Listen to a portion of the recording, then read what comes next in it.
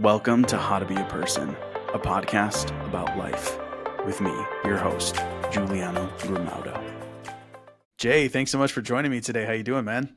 Hey, Giuliano, good to see you, brother. Yeah, I really appreciate you coming on. And I know we had a chance to chat a little bit before we got started, but maybe for myself and also for anybody listening who didn't get to listen into that, can you tell me just a little bit about yourself and we'll kind of just explore some conversation from there? Whoa, I guess there's a lot to tell, but Yeah. just to shorten it up, make it real. I was born and raised on a farm, farm kid. We still have the farm in the family. Did the Marine Corps.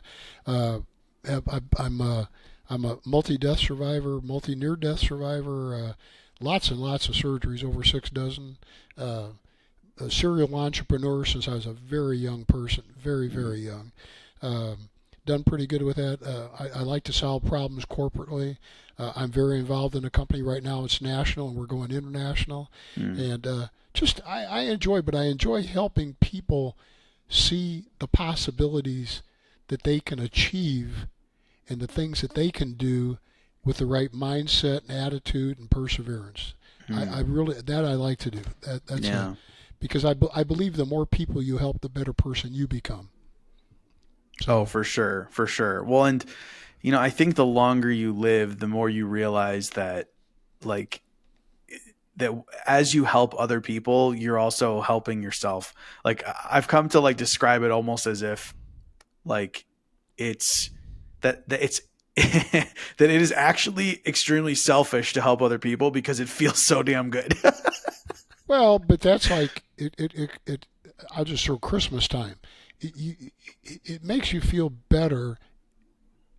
I learned years ago to give out toys for tots or help people that don't have shoes or donate stuff or go in and buy a couple $100 worth of clothes and toys or whatever and Mm. take them to a church that's going to use them properly. Yeah, And you do whether it's call it selfish, but I think it's God's plan. I sure. really do. I think that's why it feels good. That's why it makes you, it helps. Yeah. Oh, yeah. Absolutely. Well, and I don't mean selfish in a bad way. What I mean is that, like, I Yeah. think it's really easy to be like, oh, well, if you're trying to be a good person, you don't want to be selfish. But I think actually the most selfish thing you can do is help other people, and it feels amazing. So it's kind of like if you want to be the most selfish person, go help as many people as you can. It feels great. I promise. Yeah. So no, that's pretty cool. What? Tell me a little bit about because you said that when you've been a serial entrepreneur since you've been a kid. Tell me like what that looked like in the beginning. Well, I mean, I guess when I was about 5 years old, I started feeding calves. I had a cousin that had dairy cattle, but when a little bull is born, you can't milk a bull, even though some people think you probably can. Not a lot of fun after a while, but I would buy them for $2, and I would have to mix up powdered milk with warm water and drag the bucket over, and it's got a nipple pail. It's a pail with a nipple sticking out of it, and you stick your fingers in the milk and get it in their mouth for the first 2 or 3 days, and they understand pretty quick. But that Mm. led me into other things, and by the time I was 8, we had 3 acres way in the back behind a creek that we couldn't farm. We called it the slough, and I would grow seed packets. I just put packets of seed, just scatter them all over, and goes. Those little gourds you see at Thanksgiving time or Mm. in the fall, and Yeah. I could go gourds and pump those small pumpkins and all that stuff, and they'd flourish. So I would take them and I would pick them and I put them in a bag, like 5 in a bag or 10 in a bag. And I had a couple of grocery stores in a small farm town, and my mom took me in and introduced me to one. One of them was a place called Classen's, and Mr. Klassen, hey, Mr. Klassen, what I'd like to do is, and so he would buy the small bags for a quarter and the big bags for 50 cents. Then he'd just sell the small bags for 50 cents or the big bags for $1. So he doubled the money. I did the work, but it wasn't a lot of work. Yeah.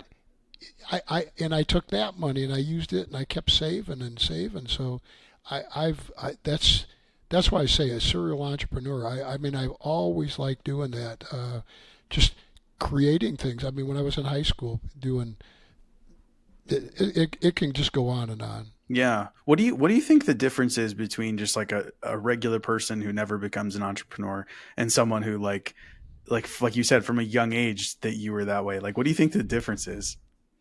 I- Well, being raised on a farm, you see a lot of activity. Mm. And I think that the activity is creative. At least to me, it was creative. And we did a lot of agricultural spraying with, airplanes and stuff. So I saw a lot of stuff. My dad started a couple of other businesses, well, two or three other, three other ones that all progressed throughout life. So I was kind of raised with it. Mm. But I think that people that people don't understand to be an entrepreneur once you're, let's say what I did after I got out of the Marine Corps, out of the hospital, which I spent a year in a hospital for the Marine Corps. After you get out of that and as you go through life, you got to have a lot of guts. You got to have a lot of guts, and you got to be fearless. You have to be able to willingly go to the bank, ask friends for money, tell them here's your plan, here's what you're going to do, here's what you're going to, the problem you're going to solve, the product you're going to provide, the service you're going to provide, or a combination of those things. Yeah. Provide a product and a service to solve a problem. And here's how I've identified it. And I did some that went into the 7 figures, 8 figures, and right now we're going to kill it. I mean, it's super. So I don't know that the difference is just like asking what's the difference between a kid that likes to play sports and a kid that doesn't like to play sports? I I don't know. I mean, Yeah. was it inherent from a brother or their dad, Mm. or maybe they just liked it? Maybe they saw it on TV, or maybe they saw it in a cartoon, or something. I don't know. Yeah, So, no. Well, part of the reason I ask is because, well, two things. I think if you go far back enough that like everyone was basically an entrepreneur, right? Meaning like you had to figure it out. Like you just like it, like you're just like I said, you go far back enough. And it was like nobody was like working for money, right? You were working because you were like, I'm trying to create a living for myself, and maybe I can trade with so and so, and like that was essentially being an entrepreneur. And now what it is like people can just go to a company that already exists and exchange their time for money, right, right. And I think that, and part of the reason I ask this is because I think that being an entrepreneur is not something even just exclusively for people who own a business, but like they talk about like the entrepreneurial spirit. It's like, it's really just about taking ownership of like your circumstances and like taking initiative. Well, like that's if that's the way you're going to look at it. It's kind of like before the we started our podcast, is we talked about helping other people. Yeah. Okay, some people do and some people don't. Mm-hmm. What makes that? I find joy and fulfillment in helping others, whatever that may be, whether it's with clothing, with his shoes, with helping for direction. And when I was younger, I used to do some funny, and this is kind of bad, but like you're in our little farm town that we had, somebody stop and they say, hey, can you tell me which direction it is to go to so and so? Oh yeah, you go down about 3 miles and you make a left and on that next road and blah blah. You give them some odd, and the guys that are with you go, Jay, why did you tell them that? That's going to take them to the gravel pit, and they're trying to go to a restaurant 20 miles the other direction. I don't know. It was just funny, Yeah. and it wasn't harmful. Nobody got hurt. It was mischievous, but like you say, I don't know. It's just. Some people have, some people, why do some people do good in school with the same intelligence level and some not do good in school? Mm. It's just an interest. I know I did okay, but I didn't do very good either. Mm. Kind of a combination, which was embarrassing because my mom was a teacher. My dad was always on the school board or president of the school board, which is not a good impression. But, but I was so, I did so much on the farm or work or other jobs or other things. I was bored. I was bored in school. I just what do I need to learn algebra for? Mm. I mean, I'm not, I did take algebra, but I've never used it once in my life. It's like, I'm glad it wasn't physics or something because I'd never gotten through that. But Yeah, I think that I feel like the time that we live in now, it's like more important than ever to not necessarily to just be an entrepreneur in the sense of like you have to start your own company or something like that, but having that entrepreneurial spirit, which really is about, I mean, in my opinion, being an entrepreneur is about taking responsibility, right? It's kind of like grabbing the bull by the horns and making stuff happen. well, And yeah, I'm going to interrupt you a second. yeah, go ahead. I think where you're coming from, as I'm hearing this, is some people have the guts to go do something and some don't. Is what you're really saying. That's what you're saying. Sure. I think. And it's like, why do some people have? But you know what? I've said this multiple. It's kind of like great things happening. I say that nothing great really happens until you're either mad as hell or on fire with a cause, and Hmm. that's because you know Giuliano gets up on Thursday morning. He says, "I've had it. Today is the day. I'm done with this crap. I'm done with it." And no matter what, before 7 o'clock that night, he has solved a problem that has been bugging him since he was, for the last 10 years. Hmm. But why didn't he do anything? You hit a certain point. But is it entrepreneurial? I don't know that word that you're. I know you're using it, but I think it's more of a. You either have. Well, okay. How many times have somebody do you know? And I know has somebody had to get a bad hamburger, a bad steak, or a bad meal, or something. Just whatever. I'm using meals for example. But do they send it back? Hmm. Do they complain about it? Do they not complain about it, leave the whole meal there and pay for it and leave? Some people go, hey, send it back. Some people say, no, the cook will spit on it. No, I don't want to do that. I'll get through it. So it's some people just do things that you wouldn't do. What makes two guys get together and drag race down Main Street in their home little farm town when they're 16 years old, and I'm talking 50 years ago, I don't know. We're half crazy. I don't, and sometimes, my dad used to say, you don't have to smile, but it sure makes people wonder what you've been up to. Hmm. And if you think about that, it's like if you see somebody with a smile or a smirk on their face, you go, what have you been doing? Okay, I see. Or you told me what you had done, for a job for quite a while, and if you look in the rearview mirror and somebody's looking off into the sky, I mean, it probably makes you wonder what are they thinking about? Where they just left, where they're going to go, what they're going to do. It's a mindset. That's all. Yeah. Yeah. No, I could see that. I'm curious to hear more about some of the near death experiences that you've had, because you've mentioned it a couple of times already before we talked, and then also here on the podcast. And so I'm kind of curious to hear about those experiences and what that was Be like. be specific. What would you like to? Because they're so broad. What would you like to? If you, Well, in the back how of your many mind- times have you almost died? Well, 3 times I've been dead. It's like the last time was when I broke my neck on July 4th, 1981. And I jumped in a swimming pool feet first and broke my neck in 4 places and drowned. I was gone. I mean, I was gone. Dead, Damn. gone. Quiet, dark. This was the Going first down time you said? No, that was the third time. First time was in the Marine Corps. It was a car accident caused by a semi. I was taking another Marine that worked with me in criminal intelligence, and I was taking him back to base. We were undercover, and a group of guys found out where he lived. I just happened to stop by. He lived off base. I just happened to stop, and but make a long story short, that's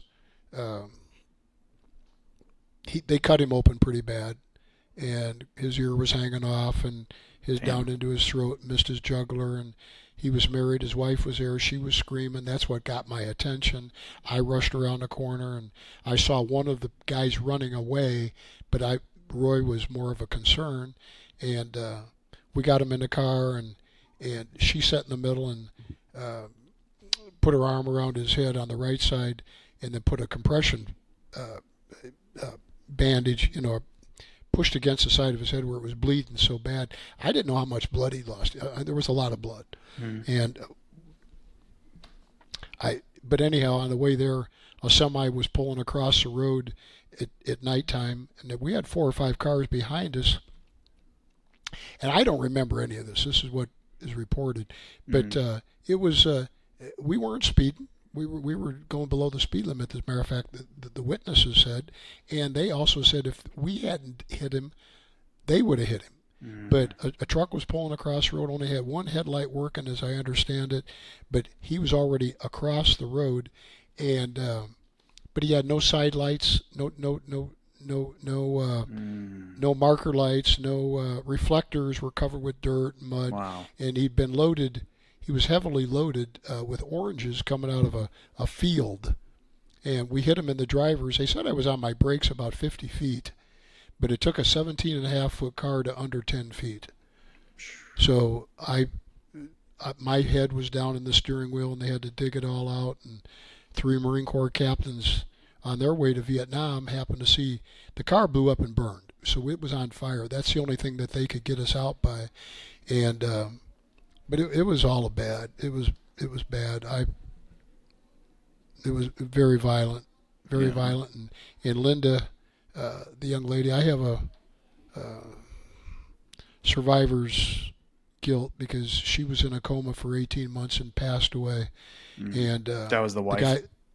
That was the other gentleman's wife. Yeah, they'd been married 6 months, and she'd been in California for 4 months when it happened. Wow. She was 18, and he and I were both 19. Damn. And he wasn't broke up as bad as I was. Bone-wise, body-wise, I was crushed real bad. But he had burns over 60% of his body, third-degree burns. I had some up on little bit on my head, and where my skull was fractured badly, and my right leg and stuff like that. But as far as burns, I didn't have. They weren't good, but they weren't bad. Yeah. But it was the other stuff. But anyhow, that was a big thing. Did a coma and did the whole thing, and it was a lot of violence. The second time was 4 years later. Excuse me. And I had a drunk driver hit me almost head on, and it was on a narrow 2-lane road about 4 miles out of our little farm town about 4 miles before the next farm town. And I didn't know it was. Like I said, it was a very narrow highway, cornfields on both sides, and I didn't know if the guy was looking at cornfields or just kind of like there wasn't any traffic. I had a car behind me. I remember, like maybe a half a mile behind me. But make a long story short, I don't know if I glanced off or not, but all of a sudden I thought, oh my God! And I turned to the right, and that was it. And he got thrown out, didn't have a seatbelt on, run over by his own pickup truck and killed. And I had my seatbelt on, rolled several times, went down into a real deep ditch. And the car that had been behind me, apparently they were the ones that they went over and saw that I was in the car.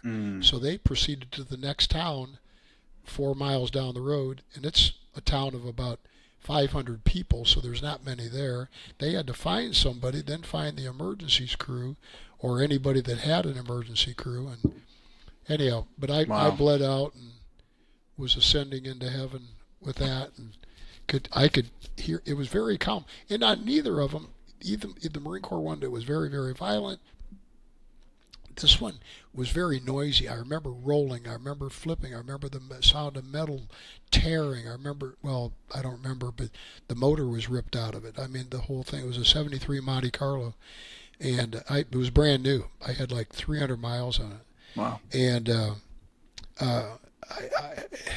but I bled out. I mean, it took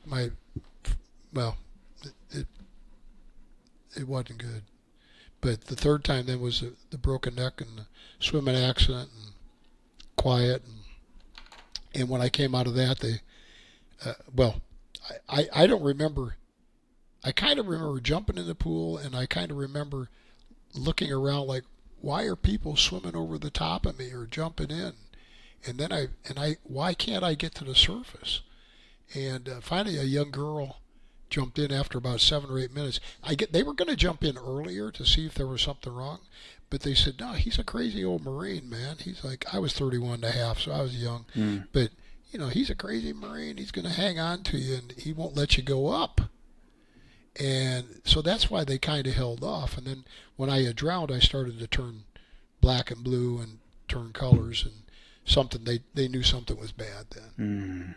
So, but when I came to, I couldn't tell you, 3 or 4 days later, and I just remember the doctors telling me that what had happened, and to the best of their knowledge, and I was probably going to be paralyzed from the shoulders down for the rest of my life. And that was it. And yeah, not good. So just real quick question on that last one. Like, you just landed in the water, and I don't understand it. Like, what happened? Did you hit like the side of the pool or something, or what? No, I had 3 or 4 guys were going to toss me in the pool. When I rode my motorcycle with my wife on it, we were married. I was married 3 weeks the day that it happened. Second wife. But I'd ridden my bike from point A down the end of the block, around the block, back up the other side. So the pool was actually on the opposite side of where we had been playing volleyball on the 4th of July.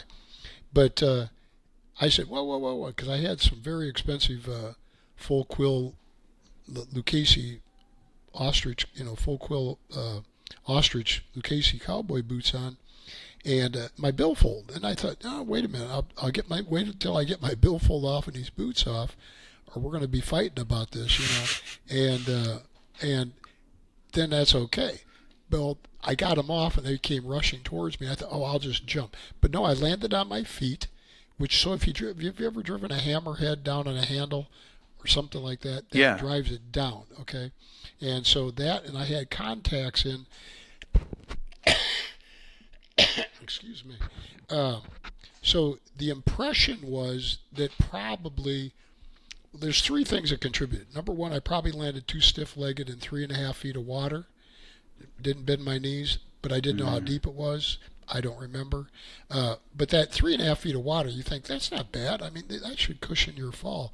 And then did I possibly threw my neck back because of my contacts, thinking I don't want to get my contacts washed out. And the other thing was, over the years and many of the spinal cord surgeries I've had, the doctors believe I probably had a very weakened set of vertebrae from the car accident in the Marine Corps, like my back, because my back was always a lot of pain. Because you don't hit a semi that weighs 80,000 pounds at 45 miles an hour and impact into it, the car blow up. They can't, your head's crushed in the steering wheel. Because they said they had to dig my head out of the steering wheel like a pumpkin that was all crushed into it. That's crazy. Parts and pieces, and that's what my skull was, like I said, was fractured bad. But so did that happen then? And it just didn't. And a couple of years before that, though, while we're on it, I had jumped in a swimming pool. A young lady I was dating and another guy and his girlfriend, and we were skinny dipping in a swimming pool in the bottom of a Hilton hotel, or in the basement.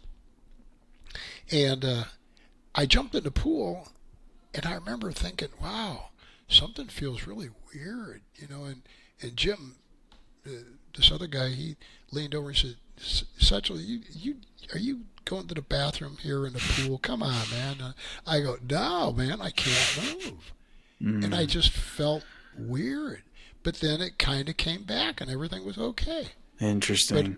But I had forgotten about that till several years ago. Yeah. It's because so much happens in your life. Yeah. It's like people spend a lot of money putting, say, billboards up, but you've driven by 10,000 billboards in the last couple of years, and you probably can't remember one of them. Yeah. Yeah. You know, half of them are attorneys saying, "Hey, if you have a truck and car accident, call me." You In a know, it's wreck, like, need a check. yeah. It's um, but so most people like never have an experience like that, and you've had three experiences where you've almost died. I think what I'm curious, or in your words, you did die. yes, Would you say in all three times that you died, or I in one of them, or two? in my opinion, in Yeah, Jay's opinion, because of what I went through, I would say I was gone. in all three. Yes. Okay. But you've heard as well, just like whether it's a movie or whether it's real life, they get people back. They're Yeah. gone. There's Yeah. nothing going. It's like in the Marine Corps. I remember being in the room. It was everything was red. My back was against the ceiling, and I was looking down. And three doctors were fine. They were walking away. They weren't going to mess with me anymore. They said he well, they given up. I remember hearing them talking, and well, we can't do anything. I mean, I was bad. My left foot was turned backwards the other way. My femur was sticking out. My hips were crushed. I mean, ribs punctured, lungs. I mean, they didn't know that. You know, it wasn't like today's medical. I'm talking 69. Yeah. You know, and a lot of stuff has happened. It's when I broke my neck in '81. They didn't have MRIs out for another almost 10 years. Wow. So, you know, and today an MRI, oh, you want to go get an MRI? Okay, I'll do that. You know, it's Yeah. like Yeah. stopping to get a hamburger. But, Yeah. but a Dr. Gray, and I just remember his name. He came in. He was a Navy oral surgeon. He had his Navy whites on uniform. And he said, "Hey, what's going on?" You know, and they probably, and I don't know why he showed up. I think he probably heard of all the facial fractures and the crushes. I had 32 facial fractures. So, whether that's why he showed up, I don't know. But they were leaving the table. They were leaving me, and I was looking at me, and I was screaming and cussing every foul word you can think of, and I was making some up, and I wanted to choke him. I get back here. I'm alive. So I felt like I was alive, but I wasn't there. Had they walked on out and this other gentleman not come in, I wouldn't be here. I wouldn't be here. But he cut a tracheotomy, and what had happened was I had my left lung was punctured in two places, my right one in one. I had drowned in my own blood. And so that's why I had no heartbeat. I had no lung function. I had nothing. But these other doctors hadn't thought about it. Why they didn't give me a tracheotomy, I don't know. I'm not a doctor. I wasn't there. Yeah. But he did, and the blood just came out like a whale surfacing. I got blood all over him, the walls. Blood was all over everything. Wow. And I would say within a minute and a half or 2 minutes. I can't tell you the time, honestly. I mean, I don't know. But I don't remember entering my body. But the next thing I knew was like a month later, and I was coming out of a coma. Yeah. You know, and I wasn't out of it very long, and they put me back in an induced coma for another couple of weeks. But go ahead, you were going to. No, yeah, I was going to say, and they can. So part of the reason I'm asking is because I'm really curious to hear about your experience and like kind of what you were describing, because I think a lot of people have different beliefs around the nature of reality, and I think it's kind of interesting to hear people's experiences, right? Like I've never died. Okay. So I can't say what that experience is like. And so, that's part of the reason why I'm asking these questions. And so what I'm wondering is then like what you described, that these two doctors were walking away and this doctor came back and gave you a tracheotomy. Like you confirmed later that that's actually what happened.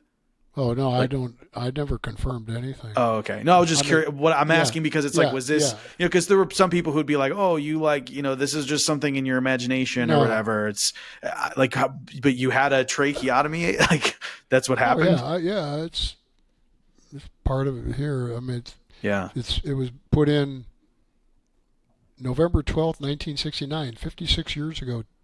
2 weeks ago, almost 2 weeks ago, 16 days ago. Mm. 56 years ago. So, but I know that's what happened. I mean, I Yeah. was there, Yeah. and had he not done that, I can only presume I would have probably floated through the ceiling and out the roof and Just kept going. You gone know, wherever I was going to go. so prior to that experience, like, were you raised like religiously?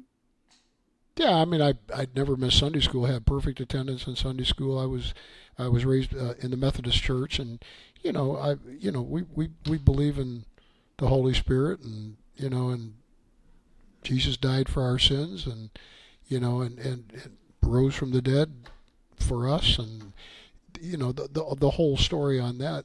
And I've kind of adopted the 23rd Psalm a little bit. Um, After all these things that I've been through with MRSA staff and COVID and blah blah blah, is yea, though I walk through the valley of shadow of death, I shall fear no evil, for thou art with me. Mm. Thy rod and thy staff, they comfort me. Well, I kind of have to look at it like that. I don't have any option because I don't fear. Am I Yeah. afraid? I am really not afraid of anything. I'm not. I mean, Yeah, I mean, not many people can say they've died 3 times and are still here. So I feel like Well, I it's mean, hard to be afraid at that point. You're like, hey, I'm still here. well, it's the COVID that should have killed me. The MRSA staff was a bloodborne infection. They never found out where it came from. I'd had a surgery. Now, whether it came from that, we don't know. But that's only a 20% survival rate. And especially, that's with healthy people. When you already are bad, and I already been through a lot, the chances, and I was in the hospital about 4 or 5 weeks with that, 4 or 5 IVs running all the time. They're doing every test they can, from everything but a lobotomy, which I probably should have had. But every test you can think of, and they never did find it. But then they sent me home. They put a thing in my groin and stuck it in my heart, and I had for about 2 months. My wife and my stepdaughter put they I had medication got put in my heart, directly into my heart, for twice a day or 3 times a day. Twice a day, I think. That's been about 25 years ago. But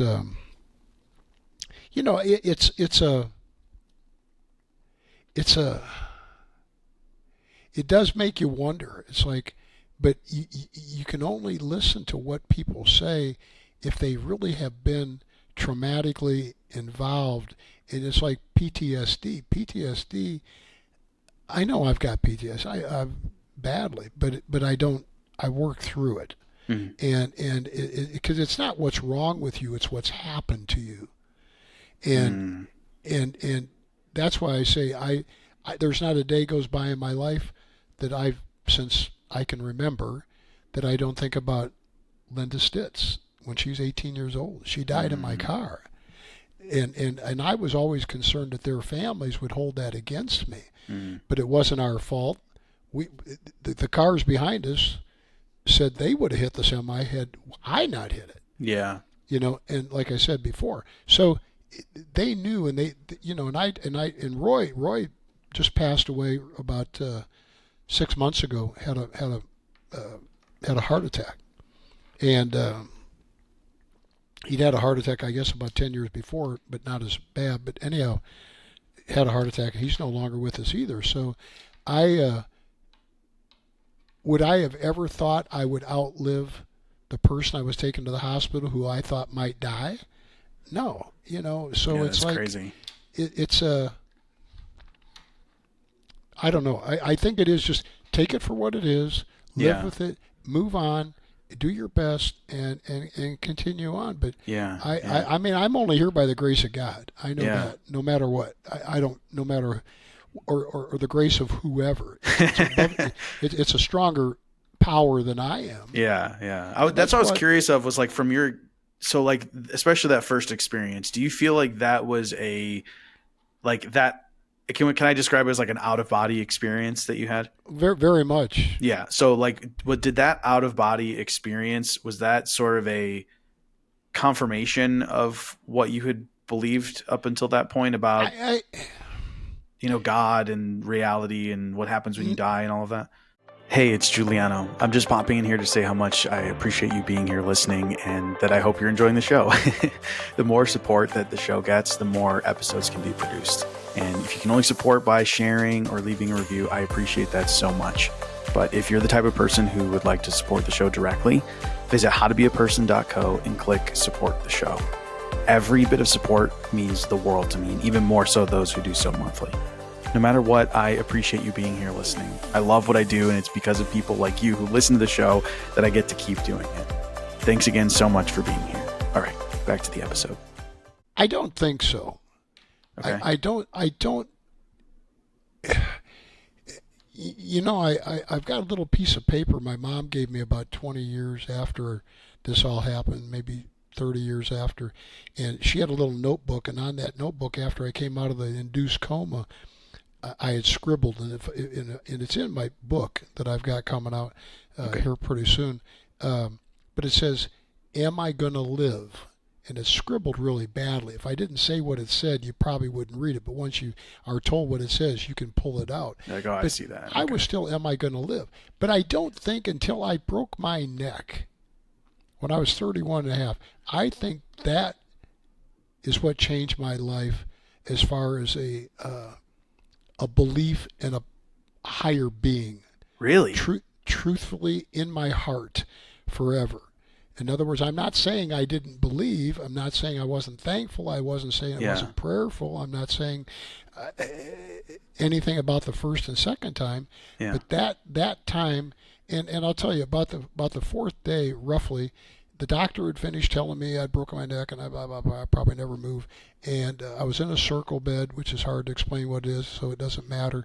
But I was face down, and my wife was down in front of me, and she had another gentleman there. And this guy had a 12-year-old kid that had been in a car accident. And he wasn't torn up real bad, but he had hit his head and he was in a coma. And like a week later, 5 days later, he was good and went home. But she said he would like to say a prayer for you. Is that okay? And if it is, I blink your eyes. So I'm blinking my eyes. And Tom, the gentleman's name, he prayed for my health. He prayed that I would overcome this, that the power of the Lord would touch me, and I would be able to move and go and do things that they didn't think I could ever do, and so on and so forth. And they said a lot of prayer throughout that time. And to make a long story short, later in life, and I can't even say when I was through the hospital and through rehab did I think about it this way. But I have wondered for decades since then, because it's been 44 years ago this last 4th of July that it happened. Yeah. I have wondered if I had not accepted that prayer for whatever reason, would I have ever walked or moved ever? In other words, it would have been like rejecting God. Mm. It had been like rejecting the Lord, And so when you reject Him, well, hey, the rest of it lays on the other side, and that's not a good way to go.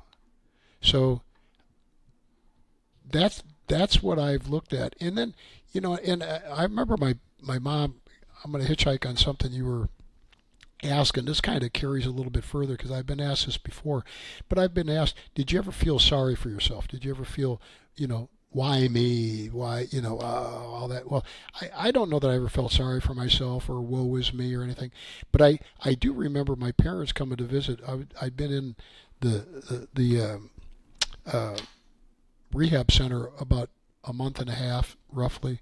And I don't know, I wasn't having the best day ever, but it wasn't a bad day because every day I was alive was a good day. Sure. And my mom, but I do remember telling her, why me? I'm not, and I didn't mean like, why me? Oh my gosh, terrible. It was like, why me? I'm not a bad person. I'm not perfect, but that's God's business. But, I've not gone out and done a lot of what you read about, see, hear, know, whatever.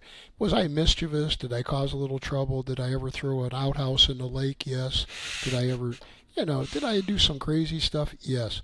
But I wasn't a bad person. Why me? Why do I go through this time and time and time again? This is getting old.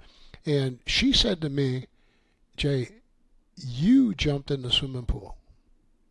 It was a conscious decision that you jumped in the pool. God helped pull you out through that young lady and the man that jumped in to help her. So that, in a book that she got me, Why Bad Things Happen to Good People, which I read, it kind of gave me a different insight into the fact that there's a stronger being out there, whether we admit it or not. There's a stronger force than us. Yeah.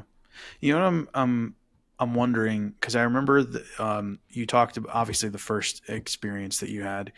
The second, did you describe that you had an out of body experience with the second one as well? Yeah. I bled out. I remember being either unconscious or coming to.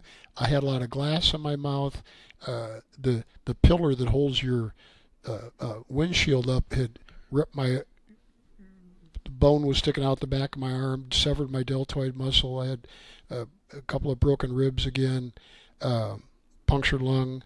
Tore. I had a lot of cuts and scrapes and damage, and other than that, but as I passed out again, but I didn't have this. I didn't have any strength to wake me up, and I didn't realize I had bled out, and so I was ascending into the sky, and I was far. I can't tell you if I was at 1,500 feet or 3,000 feet or 5,000 feet. I don't know, but I was far enough.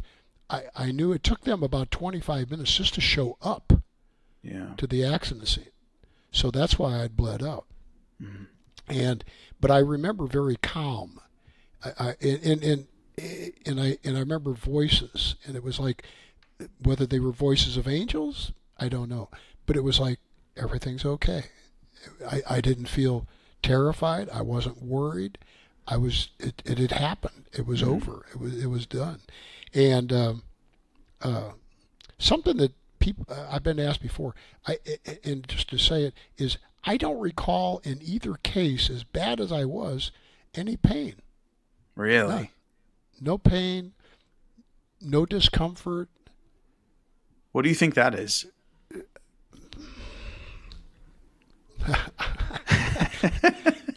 God saying, "Hey, you're probably not going to make it. I don't know. You gotta. We'll see what kind of help we can get you." But I don't know. I've never felt. I don't recall anything. I mean, the only time I remember any real pain soon was after I drowned, and that was when he was talking to me.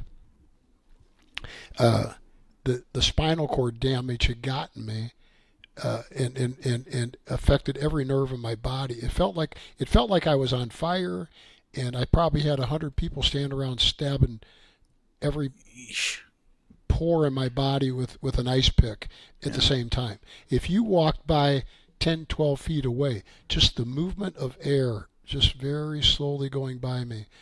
Oh my God, the pain. Wow. And that kind of dissipated over the next 4 or 5 days.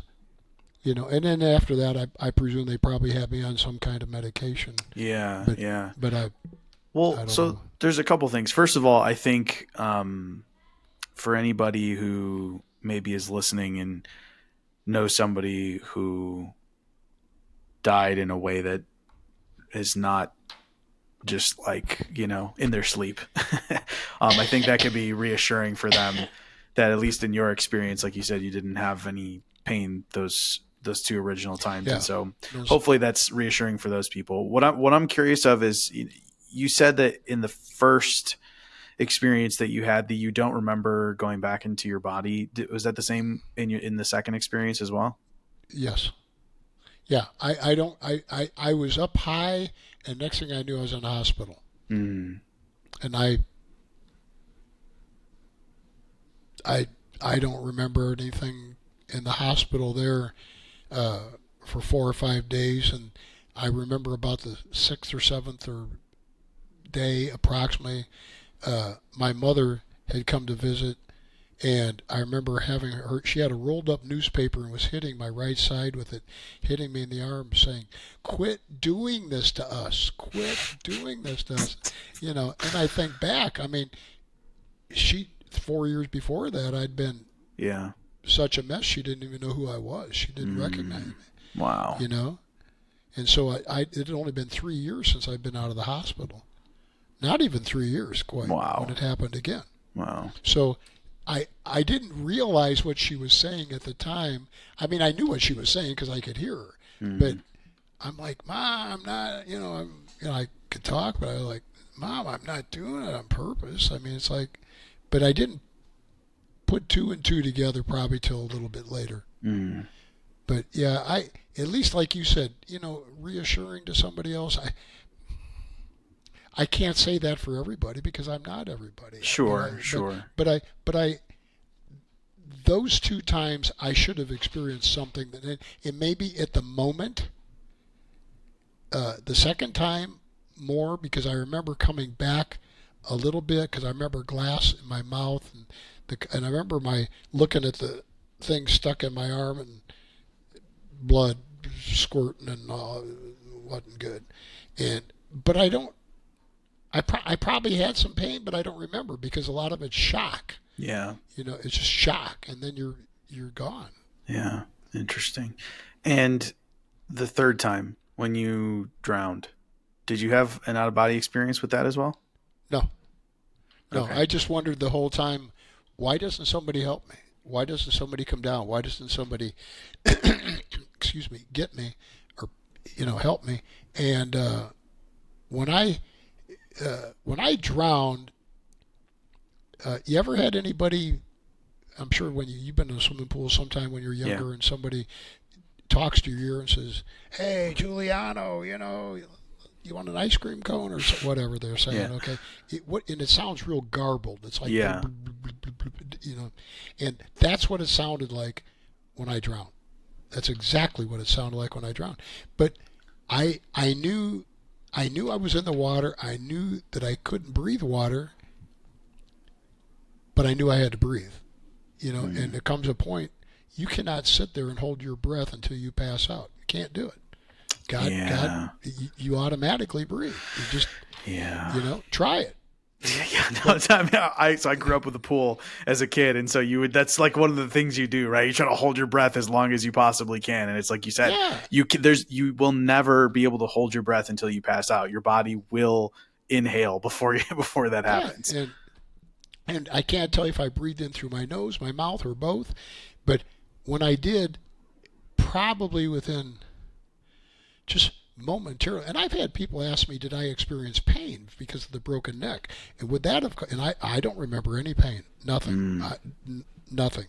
But I remember after I sucked in the water, it was almost instantly, everything was black and silent, quiet. I don't remember a tube. I didn't go down a pipe. I didn't see a bright light at the end of a tunnel. You didn't float up like before. No, but I felt like I was inside and I call it a vortex. Like inside, like you've ever seen these movies with a tornado, like the inside of a tornado's like spinning and spinning and spinning. I felt like I was inside of that, going up or moving away from my body. It faster and faster and faster and faster. But it was like there was an end to it, but I hadn't gotten there yet. And then the next thing I know, I'm being told by a doctor, and it's a few days later that I broke my neck. So Interesting. They pulled me out of that tube, and I don't remember. I don't remember the gal trying to help me. I don't remember the guy that jumped in. I don't remember the people that tried to help or anything. They threw me out, and my head hit the side of the pool. It hit the pool deck so hard it broke my zygoma, which is your cheekbone. Wow. And the doctors, of course, said that I had why that didn't completely sever my spinal cord and I died straight out, Yeah. they couldn't believe it. Yeah. So but that is what it is. I mean, Yeah. I could tell 1,000 people 1,000 times over 1,000 years, and the story's not going to change because that's what happened. I mean, Yeah, yeah. Well, it's interesting to explore because, like I said, I haven't died, and I think most people haven't died, right? And so, right. because of that, I think that's like one of the fundamental like questions for all human beings, right? Is like what happens when you die, and everyone's got their own set of beliefs, and there's thousands of different religions in the world and sets of beliefs and all of those things. And so it's kind of Right. interesting, right? Just to hear from someone who's had that experience, not once, not twice, but three times to be like, Well, what was that? What happened? I've read I've read well several books on it, and what's interesting is these people, whether it's a child or an adult, and they arrive in heaven, and maybe they talk to the Lord, or maybe they don't see the Lord, but they see a bright light, and they talk to Saint Peter, or they talk to whoever, an Mm-hmm. angel, and then they come back to earth. That's a whole different type of out of body experience. And some of those people haven't experienced a lot of trauma. It's just maybe they're sick and they're gone, and they experience it. They're gone for 3 minutes or 5 minutes or 10 minutes. Yeah. They're not declared dead. They're not anything, but they've been there and they came back. I read a book here recently um, about a lady that went through that, and she just said, that she didn't see Jesus. She saw a bright light, or she didn't see God. She saw a bright light. Mm-hmm. But what do you want me to do? They didn't want her. They said, we want you to go back and just tell them you had been here and it's peaceful. And that's Interesting. what the book really got across. So, I So here's what I'm curious, right? Let's say somebody went through the exact same experiences as you, but they are like a staunch atheist, right? Purely secular viewpoint, nothing like there's nothing beyond this, right? Um, if that person, let's say they went through exactly what you went through minus the out of body experiences, okay? That person is going to chalk it up to coincidence. Like, wow, I'm just really fucking lucky, right? Like, wow, I'm glad I'm here. I'm really lucky. I appreciate it. And there might not be any meaning behind it, but based on what you believe and the actual out of body experiences that you had, do you feel like there's a reason why you lived all three times? well, I definitely believe there's a reason I'm here is because God's not done with me yet. Okay. And I also believe that most of the people that term themselves as atheists, number one, if you're atheist, you almost like have to believe in some. There's got to be a God, or you can't unbelieve something that's not there. If that makes sense. Now, my brother-in-law, my wife's brother, was pretty much a staunch atheist slash agnostic, whatever. He passed away about 8 or 9 years ago, and COPD, and he he would never have accepted Christ. He would have never believed any of that. But on his bed before he died, he asked Christ to come into his heart and forgive him, and he accepted him.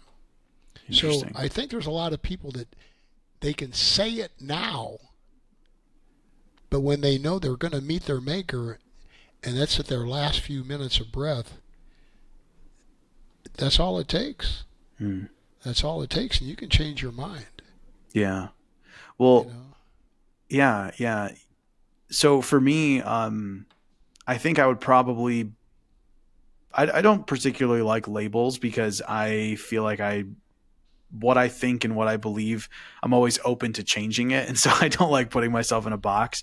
But I think if I had to, I would probably label myself as agnostic, meaning I definitely believe that there's more than meets the eye to reality, but I don't think I can pinpoint exactly quite what it is, if that makes sense.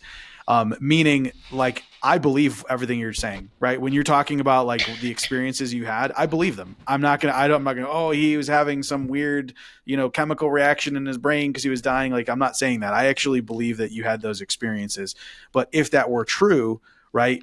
That was part of the reason why I asked that question before, is like, so is that a confirmation of your beliefs, or did you feel like it changed? So for me, hearing your stories, if I choose, okay, yeah, I'm going to believe that was the actual experience he had, then it's like, well, I wonder what that means. And I don't necessarily think it means for me to be like, oh, okay, gotcha. So, the Bible is correct, or whatever it might be. But I do think, yeah, just to put out there where I'm at with it, right? I'm agnostic, but I think it is really, really interesting to kind of explore people's experiences, because I do think that there's more than meets the eye when it comes to our current experience as human beings on this planet. Oh, definitely more than what meets the eye or what you're knowledgeable about. Yeah. But I would say this much about what you're believing and saying agnostic is the fact that if you were to have that experience tomorrow, you will find that you're accepting that higher power, whatever you term it. Well, and that's what I mean. That's what I mean. I don't necessarily prescribe to any specific set of religious beliefs, but I don't disagree that there is some sort of higher power. I just don't know what label to put on that, if that makes sense. That's why I say I believe your experiences, Well, and I understand where you're coming from, and I think too often humans, they want to put a label on something. Well, you don't need to put a label on something. Yeah. You don't need to put a label on it at all. Yeah. And my third time, I'm just saying that I know when she introduced me to the guy, and the guy, his name's Tom Cooper, and he would like to say a prayer for you. Okay, well, whether you're agnostic or not, if somebody, may I say a prayer for you, you may accept it. Yeah. That doesn't mean, but when that tends to play out towards at some point, that and a lot of other prayer and prayer for you tends to play out. I can't sit and say, I'm not going to cut myself open and say, hey, this is it, I'm going to drip blood all over, because that's exactly, but I have to believe something, and that's the only logical reason. Yeah. No, I get it. It's the only logical thing. In that book, When Bad Things Happen to Good People, one of the examples, very quickly, was a woman was cooking a meal, and she had a toddler, maybe 8 months, 9 months old, crawling a little bit, and it was sitting on a table. It was next to a window that was open, and they were like 4 or 5 stories up in an apartment building in the city or someplace. And the baby fell out the window, got too close to the window, fell out the window, landed on the sidewalk below, was dead. Yeah. Okay. So the question is, why didn't God stick his hand out and save that child? The child didn't do anything wrong. Yeah. The mother the mother had the window open and had the child on the table next to the window, so it really is her fault. But the reason the baby landed on the ground is eons ago, in another space before Earth ever was created, or when Earth was created, there was also a thing created called gravity. And gravity drew the child down, period. And so and that kind of gave me an explanation that kind of went along with my mom saying, I jumped in the pool. What was it that caused that lady to finally say, he needs help, I'm going in? And she did. That's what happened. And then they saw her struggling, trying to get me up, and they realized, ooh, something's not right. That's when another person jumped in to help her. So, I probably wouldn't be very good at giving a sermon on it, but at the same time, you know, I know I'm not here by chance. Yeah, I yeah, know I haven't been through what I've been through by chance, yeah, and and I just know that not getting real religious about it or through my mind is that you know we're told that only you know through Jesus do you get to God. Accept Jesus as your Lord and Savior and the fact that He died on the cross for your sins. And if you're going to go, I mean, that's as good a belief as there is, I sure. believe. Yeah. Yeah, see, this is always the like the big thing, right? Like when you see, like when you were describing about the baby falling from the window, it's that is the like the question. That's like the big question.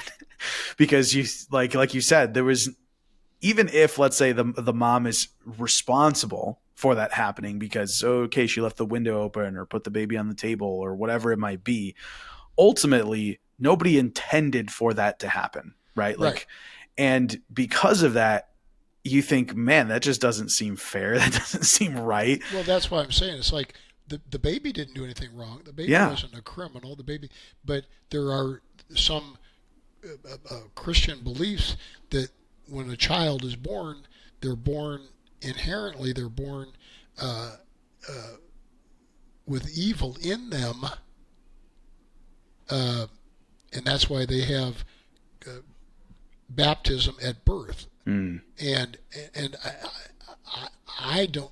I personally don't believe a baby's born evil, No, me neither. but but they say that it comes from the mother and the father Yeah. that had caused the inception, and when the inception happens, they maybe they're not evil then, but they haven't been technically born yet, but they are Mm. a living being. But that's what. But I like you. I agree with the fact that now it may be theologically a fact or their belief, I would say, for discussion that a baby is born with some evil in them. They haven't been able to get old enough to do the evil yet. Mm. But but at the same time, I don't believe a person's born inherently evil. Me neither. I don't either. So this is part of the reason why I currently, what if I had to put a label on where I stand is agnostic, is because of the fact that there's certain things that, like let's just put Christianity in one big box. I know there's obviously a lot of different versions, but like let's just say the typical Christian explanation of things, there are holes in it in the sense where you're like, okay, but why did that happen? Or like, okay, this happened, but why did this? And like, it's like, it doesn't make sense. But I believe people who tell me that this is the experience they've had when they've died, and they've come back. And so it's like, okay, there is more to this, but I'm not quite sure that this is quite what it is. But that's okay, right? Like I'm okay with not knowing, and I think that's why I would say I fall into that category of being agnostic. But I also think like everybody has to like ultimately, no matter what anyone believes, they're choosing it, right? They say I'm choosing to believe this thing, and I think everyone has that right to choose. I feel like we could probably talk about this topic for a lot longer, but before we wrap up, I think my question to you is that Mm-hmm.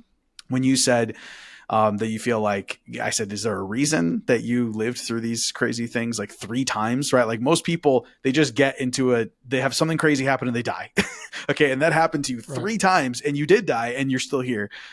And I asked you why, and you said, I don't think God's done with me yet. So what does that look like? What is that? Do you know, or are you just like, hey, I'm just kind of open to seeing what happens? Um, I the times I should have died, I've also asked myself why didn't I go over the edge? Yeah. So that getting back to that, no, neither of them were violent. I know when I was in the MRSA staff, a lot of pain. Oh my God, that was pain. The COVID delta was just the fear that I was going to quit breathing. End of story. Yeah. End of story. And I think I'm here at this point to share. I really like to help people. I mean, being an entrepreneur and having started the companies I did later on, some that did very well, the corporate problem solving that I did that was very good. I mean, it worked out perfect. It worked out great. And the thing that I'm involved in now, maybe that's why I'm here, is to share. It's like the company I'm involved in now, I'm 30 years older than the next oldest person, and he's the CEO. He's another Marine recon guy and a real good guy. And but when I'm there, I'm a heavy investor, and I own 20% of the company. But the thing is that I find that I seem to be more of a mentor or a coach or an idea person, because a lot of the times I've said things like, well, what about this? Or why didn't you do it this way? Or if you do it this way, this will happen, or you will see this happen or manifest over here because of this. And so many times it's been, oh my gosh, never thought about it. Yeah. It's like they were just out in your area. They were out at a national SWAT competition, and we did explosives for out there. It's a long story, but they wanted to sell what they call a breaching kit to the SWAT teams to breach a door, and it's how it works. It's not a point at this here discussion, but they wanted to sell them right there at the show, and I said, not a good idea. I mean, if they'll do it, fine, but most SWAT teams don't carry a credit card on them to pick up something for $10,000 just because they want it. Yeah. It has to go back and has to be covered by the chief, and the chief has to run it through the commissioners or the board or whoever. So I said, and I told him, I said, what you need to do is say, hey, these are on sale now, and if you've applied for it within 60 days or 90 days. I started out at 30, and I said, no, 30 is still not long enough. By the time you get back, take weekends out and whatever. But give it 60 or 90 days. If you say, hey, I got this offer, this 20% off, this discount, if we bought it at the show, but it's going to take them that long to get it purchased, the purchase approval through, and they'll pick it up.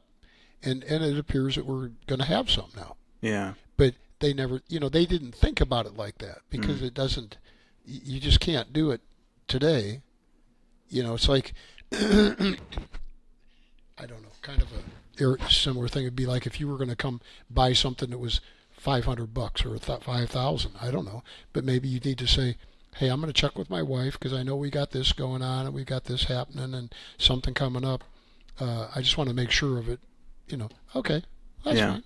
Yeah. But you got to. I'll give you a week. Is that long enough to get things taken care of? And so just little things like that. Yeah. That a lot of times. So maybe that's why I'm here. Yeah. But I like to help people, and I've had the opportunity to speak a few times. Not much. I would like to do more.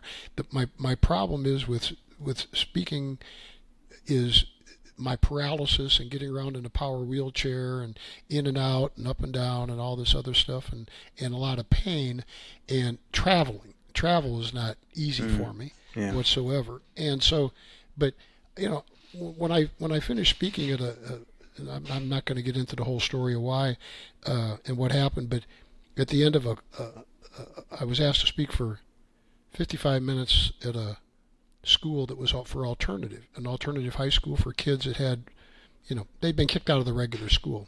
Okay.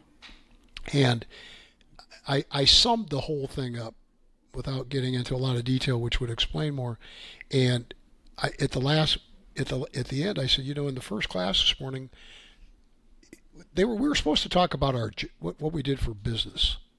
And they didn't understand. I had a graphics company that did trade show booths and all that kind of stuff, that traveled, went around the world, and we did them for big corporations, small companies, or we make you business cards. It didn't matter.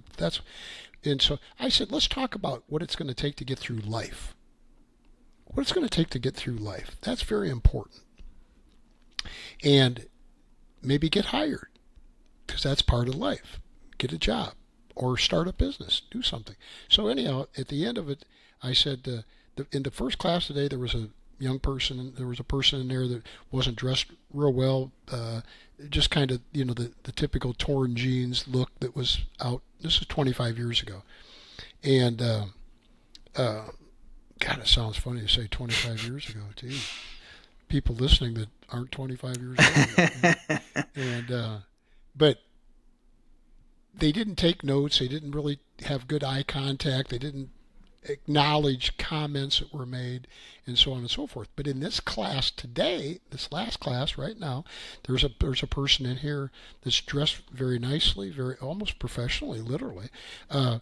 They've paid a lot of attention. They've had good eye contact. They've taken notes. And that person this morning, I wouldn't hire if it was free and they had a doctorate degree. I don't care.